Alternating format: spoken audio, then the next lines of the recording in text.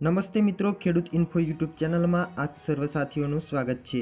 આજના મુખ્ય સમાચારોની અંદર આપણે વાત કરીશું ડ્રાઇવિંગ લાયસન્સની માહિતી જાણી લેજો। જનધન ખાતા ધારકો આપે ધ્યાન, ખેડૂતોના ખાતામાં આવશે પૈસા। 2024માં મોટા ફેરફારો તેમજ મિત્રો જાણીશું ઘર બનાવવા માટેની સહાય। આજના આ સમાચાર દરેકે મિત્રો માટે ખૂબ જ કામના અને ઉપયોગી રહેવાના છે, માટે વિડીયોને અંત સુધી જોતા રહેજો। અને જે પણ મિત્રો આપણી ચેનલમાં નવા હોય તે મિત્રોને ખાસ વિનંતી, વિડીયોને લાઇક કરી ચેનલને સબસ્ક્રાઇબ કરી લેજો। દરરોજની માહિતી અને તાજા સમાચાર તમને મળતા રહે। તો મિત્રો સૌપ્રથમ સમાચારની વાત કરીએ તો ડ્રાઇવિંગ લાયસન્સની માહિતી જાણી લેજો।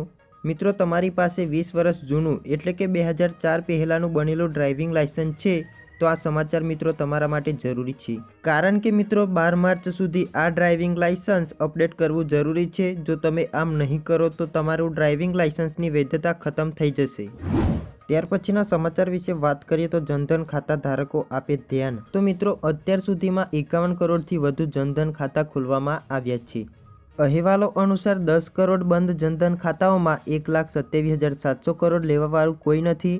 આરબીઆઈની માર્ગદર્શિકા અનુસાર જો ગ્રાહક 2 વર્ષથી વધુ સમય સુધી ખાતામાં કોઈ વ્યવહાર કરતો નથી તો બચત ખાતું અને ચાલુ ખાતાને નિષ્ક્રિય ગણવામાં આવે છે। ત્યાર પછીના સમાચાર વિશે વાત કરીએ તો મિત્રો ખેડૂતોના ખાતામાં પૈસા। ગુજરાતના દરેક ખેડૂતો, મજૂરો અને મધ્યમ વર્ગના પરિવારો માટે ગુજરાત સરકારે આપ્યા છે રાહતના સમાચાર। હવે જનધન યોજનામાં ખેડૂતો, મજૂરો અને મધ્યમ વર્ગના પરિવારોને 10,000નો બેંક ઓવરડ્રાફ્ટ કરી આપવામાં આવશે। જ્યારે આ 10,000 રૂપિયાની સહાય મેળવવા માટે જનધન બેંક એકાઉન્ટ હોવું ફરજિયાત છે। જ્યારે પહેલાં આ યોજના હેઠળ 5,000 રૂપિયાની સહાય આપવામાં આવતી હતી, હવે મિત્રો તે વધારીને 10,000 રૂપિયા કરી દેવામાં આવી છે। ત્યાર પછીના સમાચાર વિશે વાત કરીએ તો મિત્રો 2024માં મોટા ફેરફાર। વર્ષ 2024માં આધાર કાર્ડ બનાવવું મિત્રો અઘરું બની જશે। આધાર કાર્ડ બનાવવા માટે 180 દિવસનો સમય લાગશે। પાસપોર્ટની જેમ આધાર કાર્ડમાં પણ વેરિફિકેશન કરાવવાનું રહેશે। નવા આધાર કાર્ડ માટે અરજી કરનાર વ્યક્તિનું વેરિફિકેશન રાજ્ય સરકાર દ્વારા કરવામાં આવશે અને 18 વર્ષની ઉંમર પૂરી કરનાર યુવાઓ માટે આ પ્રક્રિયા લાગુ થશે। ત્યાર પછીના મહત્ત્વના સમાચાર વિશે વાત કરીએ તો મિત્રો ઘર બનાવવા માટે સહાય મળશે। મિત્રો ગ્રામીણ વિસ્તારમાં પ્રધાનમંત્રી આવાસ યોજના હેઠળ ઘર બનાવવા માટે સહાય આપવામાં આવે છે।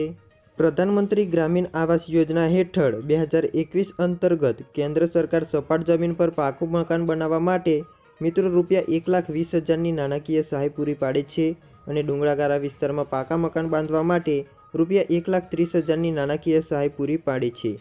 આ સિવાય મિત્રો 90 માનવ દિવસની મનરેગા હેઠળ રોજગારીની સહાય રૂપિયા 17,280 રૂપિયા આપવામાં આવે છે। ઉપરાંત મિત્રો 12,000 રૂપિયાની સહાય શૌચાલય બાંધવા માટે પણ આપવામાં આવે છે।